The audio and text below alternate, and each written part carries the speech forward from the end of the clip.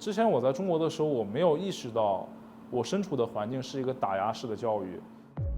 有人会讲说，哎，美国很乱啊，治安很差啊，这个是有这方面的一个因素了。但是很多人可能会感兴趣说，哎，你在纽约的话，一年要准备多少的人民币才够你的开销？可能要到80万人民币到100万人民币。就突然就有一个警车就停在我后面，拿着枪指着我说，让我把我手举起来。确实这个同胞坑你是真的坑的是最狠的。你遇到被同胞坑了吗？哦，有的，我之前被骗了有7、8万人民币吧。2024年，美国的外籍留学生中约有28万人来自中国。对于还在国内规划赴美深造的同胞来说，美国的留学生活到底是怎么样的？这里的大学难不难读？一年要多少钱？毕业后工作好找吗？是否能顺利留下来，获得美国身份？这些问题可能也是正在考虑留学的你最关心的。为了找到答案，今天我来到了与纽约市一河之隔的新泽西州泽西市，专程采访一位有着丰富海外求学经验的华人留学生。他的本科就读于加拿大，后来选择赴美攻读研究生，在北美2大热门留学国家都亲身体验过学习和生活的不同。他将在今天的采访中和我们分享自己的真实感受，告诉你在美国留学到底是怎样的体验，是挑战，是机遇，是昂贵还是值得？让我们一起听听他的故事。本节目所有观点均为受访者个人意见，不代表本频道立场。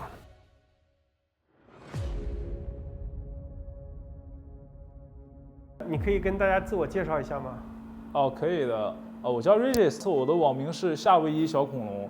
那么这次是接到 Joe 的邀请，跟大家去分享一下我的留学的一些日常。那么首先我介绍一下我的背景，我是一个研2的一个学生，现在在 NYU 上学。对，我是前2年刚刚入的学，然后现在也快到了一个毕业的一个时间，所以是想抽空跟大家去聊一聊，哎，我在纽约的生活是什么样的，也希望我在纽约的一些生活了，可以给大家一些指导和建议。你是哪一年出生的？我是00，也就是千禧年出生的。我是23年的8月，就是那个时候我拿到了那个 NYU 的 Master Offer， 所以我是8月的时候过来。但是我实际开学的时候是9月，所以我到现在在纽约待了有1年半左右的一个时间，所以说不算长不算短吧。大概对这个区域。这是你第一次出国读书吗？也不算，因为我本科是在加拿大的温哥华读的本科，在那边读了5年，所以说其实我来这边适应还蛮快的，就是其实对我来说，不是 culture 的这些挑战会更大。你学的是什么专业？我学的是 Integrated Marketing， 是 NYU 的一个项目。就简单说一下这个专业是做什么的？实际上的话，我们这个专业的话，就是在学习一些市场的包装以及营销。就比如说，哎，我们怎么去帮助一些企业做一些他们的广告，然后也会做一些 financial forecast。比如说，哎，我们这个月要准备做一个什么样的一个活动，它要起到什么样的影响。同时，我们也会学一些 AI 的一些工具来去帮我们去分析，说我们哪些的决定是比较正确的，或者是哪些的广告它们有什么共同点，去促进品牌的成功。你是当初怎么想学这个专业的？是你父母还是你自己的决定？更多是我自己吧，因为我本科的时候学的是 economy， 就是经济学。那么我学经济学的时候，就每天就很头疼，说我要学习那么多的一些数学的公式，每天就是在研究公式以及一些货币、财政方面的一个东西，还有 accounting， 真的让我很头大。我在这个时间就发现我可能比较想去做一些与人交流的一些事情嘛，所以我选了这个 marketing 这个专业。你觉得你现在读的这个专业更适合在中国工作，还是更适合在北美工作呢？哇，这个是一个是不是两个？是不是对中国和北美地区这方面的营销是有点不一样的？实际上就是说，通过我的经历，我会认为说，我们在北美玩的这一套，跟在国内玩的一套是2个完全不一样的一个体系，所以我会说这套体系更多是在北美会套用。就举一个例子吧，就是说我们很多的一些 marketing 是通过 email， 或者是想在社交媒体上去投一些广告 ，Facebook、Instagram，让大家说，哎，我们有什么样的产品，这是我们的官网，你点进来看一看。在国内，我们是绝对不会给客人去发 email， 或者说，哎，这是我们的网站，我们会更多的做一些那个社交媒体上的一些营销，这个是一个非常大的一个区别。然后我们国内的花样肯定也比我们北美学的会丰富很多。所以其实北美比较传统一些，可以。所以其实你就毕业之后可能也不太适合回国工作，是吧？对我这一点是比较相信的，就可能回国之后会有一个比较大的一个 cultural shock， 就是说我学的内容可能在国内真的很难去发挥一些作用。可能我学的内容的话，只有一些数据方面，business analytics 或者是 marketing analysis， 就这一些数据分析的会有点用。但是真的是要玩那些电商营销那一套，那真的是打不过国内的一些很成功的一些抖音的运营啊那些的，很难搞。你未来的打算毕业之后是留在美国，留在北美，还是回国发展？这个我会把这个问题分为短期和长期。那么因为我现在是5月份要毕业，可能只有3-4个月，差不多这个时间。那么我短期来讲的话，我会留在北美。那么留在北美的一个主要目的的话，就是说先去用我现在所学的知识去找一个比较匹配的一个工作。因为我现在回国的话，可能我还要去投一些春招，因为我没有做那个秋招的任何准备，然后所以说我几乎没有去大厂的一个机会了，所以我只能留在这边去工作。那么我比较大的一个规划就是说，我是想先去拿到加拿大的一个枫叶卡，然后换那边的护照。通过这样的一个方式的话，我可以有更多的机会可以在北美留下来。那么我之后就会说，哎，如果有美国这边的 offer 的话，我会来美国这边去工作。但是如果放长期的话，我可能会说，哎，我可能会回到亚洲去养老生活吧，可能就是10年以后。但是我觉得你既然想要在美国工作的话，为什么你舍近求远，先要拿到加拿大的枫叶卡或者护照，然后再来美国工作？你为什么不一步到位，直接在美国这边拿身份呢？因为是这样的哈，就是对于每一个留学生来说，最大的一个问题就是身份。那么都知道，就说美国身份很难拿。那么特别是创不上来之后，这个绿卡的这个稀缺性会越来越强，排期只会越来越久。那么说，如果我现在直接去做 OPT、CPT， 去收 H1B， 这个几率是很小的。那么哪怕我抽到这个 H1B 之后，我也要跟我的公司进行去谈判，说，哎，我是一个有价值的人，你要不要给我去赞助这个绿卡？如果我的签证还到期了，还要做什么 Day One CPT， 这是一个非常非常漫长，而且具有不确定性的一个事情。所以我会先说，哎，我先去拿加拿大那边的。加拿大比较容易是吧？对，加拿大的话，它的移民政策会更加的开放一点，就是说你有不同的渠道进行去选择，你可以选择投资移民、硕博啦、省提名啦、经验类都可以。所以说，只要你想的话，就付出一点代价和时间，你是有比较大的希望的，不会像美国真的是没有戏。你身边有朋友通过 H1B 工作拿到身份的吗？我现在的同学的话肯定是没有的，因为我们只是说是我认识的同学可能就这2年才毕业的，所以说他们对于移民之路来说，他们真的是刚刚启程，就是抽到 H1B 只是刚刚开始。那么说，如果说是我其他认识的一个朋友的话，比如说我们可能有时候滑雪的一些小伙伴的话，他们工作了10年以上，那么他们确实通过这个 H1B OPT 这条路是拿到了身份，这个确实是。这个大概你身边的朋友大概走了多少年？我没有问他详细多少年，但是至少是要7、8年起的吧。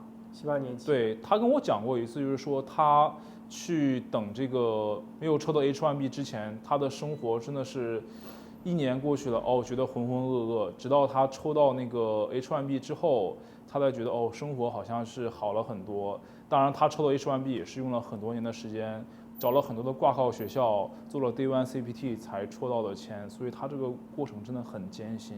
你在中国读过大学吗？没有，我只在那个中国读到高中，那么从高中之后，本科、研究生都是在北美这边上的。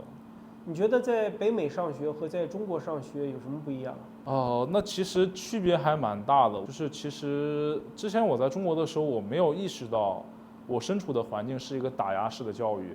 就比如说，我之前高中的时候，我当时要去考这个托福和语言嘛，有一次我的成绩很不错，很高兴，我觉得我很有信心把这个东西去解决掉，很好的解决，把它考好。但是那个时候我的老师跟我说：“你高兴什么的？就是说你现在还没有考出来，你干嘛要高兴呢？”但是我来到加拿大之后，我就会发现说，哪怕是我在课上去回答问题的时候，我回答的对与错，这个都不重要，只要是你的发言或者是你说的东西是有道理的，可以提高一个课堂的丰富程度，提供一个 value perspective。那么老师真的是从来不会judge你说的是对是错，反而会非常严肃的会讨论这些事情，这是第一点。那么第二点的话，就是说我们在国内的话，可能我们接受教育就是说，我们 textbook 上面的东西它是怎么写的，那我们就怎么考的，这个是我们不能有任何的歧义或者什么这 idea 在里面。但是在加拿大和美国这种西方体系的话，他会说，这个是我们目前的理论是这样写的，但是我们也会讨论一些其他的可能性。所以说他会综合来讲，就是说他会去鼓励你去探究不同的 theory， 让你去明白说，我们鼓励你的质疑。对，鼓励你去质疑。那你觉得加拿大和美国这两个国家有什么不一样？你更喜欢哪里？就是可能就是说加拿大的话，因为它的经济体量没有那么大，然后大家都知道加拿大比较地广人稀，所以说它的主要的一些活动的话都是说户外相关的。但是在美国的话，它的这个大城市是真的太多了，所以说它能做的在城市里面的一些活动就会比较丰富一些，比如说你去看展啦、酒吧啦、演出啦，这些活动就会非常的丰富。我总体而言可能比较喜欢美国的生活吧。有人会讲说，美国很乱啊，治安很差啊，这个是有这方面的一个因素了。但是就是说，我们要看我们生活的是哪个区域，每个城市都有它好的一面和坏的一面。那么我们如果有条件的话，我们尽量就是选择在比较安逸的那一 side， 那我们的生活质量都会比较有保证，生活会非常丰富。总体而言，我是对在纽约的这个学习和生活真的是挺满意的。那你觉得在美国这边生活，作为亚裔会受到歧视吗？那关于歧视的话，我其实在生活上没有感受到很明显嘛，就基本上就是说，大家都是只要你是守这个规矩的，大家都是非常的 respect each other， 所以在生活中其实是没有的。就整体而言的话，还是 OK 的。你现在每个月的花费大概是多少？花销？差不多在$4000左右吧。就比如说我的构成的话，比较大的一部分是我的房租。我的房租虽然我是住在客厅，但是因为这2年新泽西疫情之后，它的房价还蛮贵的，所以我住客厅也要1600一个月，加上水电网费以及你的可能 cell phone plan， 这个可能会来到$1800左右。那么我自己本身也有去养车，那么我每个月大概会花200多块钱在车的保险，以及100块钱在停车费上面。那么其他的话就可能说，我偶尔去买衣服啦，去吃饭啦，以及一些跟朋友一块出去玩的一些花销啦，这些就不太固定。但是总体下来的话，这些费用可能1000块、2000块左右，总体会到3000到4000这个档。那你觉得$4000一个月的生活费在当地的华人留学生里面算是高啊，还是一个平均水平，还是一个低啊的水平？这个按照我身边的一个情况的话，我是属于消费比较多的，可能因为我身边的朋友比较节俭了，第一他们不养车，第二他们也是自己做饭很好，出去外出社交活动比较少，所以这样会体现出来我可能会比他们每个月会多1000块钱左右。当然也有很多很极端的例子，比如说大家很喜欢去 bar 啦，去 social 啦，去 networking 啦。如果是像这类的朋友的话，他们这些消费的话，那可能就是至少要6-7千起的，这个就打不住。以及美国，特别是纽约，还有很多非常好的一些音乐剧啦、演唱会啦、这些 show 啦，如果去看这些的话，那个价格也是不菲。那你现在学费一年大概要多少？一年的话，我没有一个很详细的一个统计，因为每年的话我上的课不太一样，就是它会按照学分来分。但是我整个 program 是42个学分，那么读下来的总费用大概是在$10万左右，这是只是学费，这个是大概的一个情况。那么说有很多人可能会感兴趣说，你在纽约的话，一年要准备多少的人民币你才够你的开销？那么我可能会认为总体数据的话，可能要到80万人民币到100万人民币才会有一个比较 stable 的一个生活吧，就是不要过得太艰辛。所以你现在留学的花费基本上是家里出啊？对，基本上是有家里出的多一点，有些时候我也会去打一些兼职，但是这些收入就不太稳定。学业压力呢？学业压力，这个的话，其实比较我本科的时候，其实这个学业压力真的是小了非常多。整体下来的话，我会认为我的研究生生活比我本科要开心很多，至少是 reading break 的时候，我真的是一个 break， 我可以出去玩。然后本科的时候 reading break 就真的只是在学校的图书馆在复习我的 midterm 考试。你在北美生活这么多年，有没有一些很难忘的事情、一些经历？难忘的经历真的还蛮多的，比如说我举一个例子的是，我有一次我第一次入境美国的时候，可能跟大家不一样，我是陆地进入美国，就是我开车去美国。当然，我第一次从加拿大，对，从加拿大去美国，我就遇到了一个非常匪夷所思的事情，就是说我被警察拿着枪指着我说：“哎，把手举起来。”这个是怎么回事呢？是我当时在温哥华的疫情时期，温哥华当时的油价有点太恐怖了，所以我就抱着这样的目的。你当时有签证吗？当时有的，我是一入学，就是18年刚入学的时候，我就在了温哥华的那个使馆做了签证，哇，真的非常丝滑，很简单，直接给。但是你是走的是正常的入境口岸吗？对，我是走的正常的入境口岸，但是就是说当时遇到了一点小插曲，就是我把那个护照给我那个移民官员，他说我要去加个油，然后去拿一个包裹。然后他说行，然后他可能扫一下我护照，说，哎，我是第一次入境美国。那么其实如果是旅游签入境的话，他通常是要盖一个什么I-81那个章，当然那个时候我完全不知道了，他就跟我很快的用那种白人的那种俚语，或者是他们 local 的那种方言，就讲说 "Park your car, get to corner"。我当时完全没有反应过来什么意思，我就说 OK， 他意思可能是让我先过去，先那停一下。应该会有其他的指示，但是呢，我就慢慢往前开，到了他的那个一个停车点停下来，我等了10分钟，我说，哎，怎么没有人叫我呀？怎么回事？然后我又看我那个后视镜，我看后面入境的车都已经走了10几辆了，7、8辆了。我说，哎，这个是不是说他把我的护照放在里面，然后等我出境的时候再找他们拿这个护照就行了？然后我说可能是这样吗？所以我就开走了，我去加油。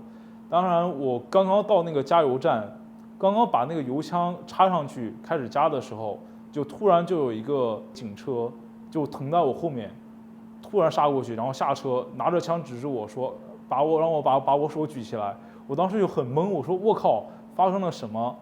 然后我就跟他讲说，哦，我不要冷静，我不是什么非法入境之类的。然后我问他，我能不能先把我这个油加完，然后我再跟他走。因为我当时车已经完全没有油了，他说不行，他说让我把那个该死的油枪放一边，赶紧跟他走。然后我就没有办法，我就跟着他开车回了那个入境那个口岸。然后到那个时候我才知道说，哦，他们的意思，他们讲的那句话是 "Park your car at the corner and get to the building"。The building， 他的意思就是说，是他们里面对，还有一个 office， 我在 office 的办点东西。所谓的小黑屋。对，所谓的小黑屋就是这样。当时就是他真的是表达的，就是讲的有点太快了，然后我也没有听清，没有多问。入境了吗？后来成功入境了，就是我入境的那个小黑屋之后，他们有一个主管就过来，就笑呵跟我说，哎呀，你看是发生什么事了？我说啊，是这样的，我可能是听错了你们 office 的一个意思了，然后跟他解释了一下，他们说哦，我明白了，那么这次就不对你进行什么处罚了。一般来说，像这种情况，他们是有权利给我进行2万刀的一个罚款的。那我说啊，这个有些时候呢，我也是 English as second language， 就是第二母语者，你们讲的太快，我也确实有点听不清楚，我也在里面等你们有什么 instruction， 而且你们也没有一直过来，所以说你们肯定也是有责任的。他们就说啊，这个确实，所以这个事情他们盖完章就过去了。从那之后，我就会入境的时候会比较小心一点，之后就没有出现什么很大的一个情况了。你对未来想来美国生活啊、学习的人，比如说学弟学妹啊，你觉得有什么想要对他们说的吗？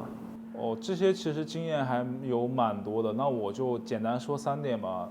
第一点的话，就是说要准备好你的财政规划，就比如说，我留学花多少钱了，我在生活上大概一个什么样的支出。你身边有那种就是来这边上学的留学生，因为没有做好这个财政规划，遇到一些麻烦吗？生活上的一些困扰吗？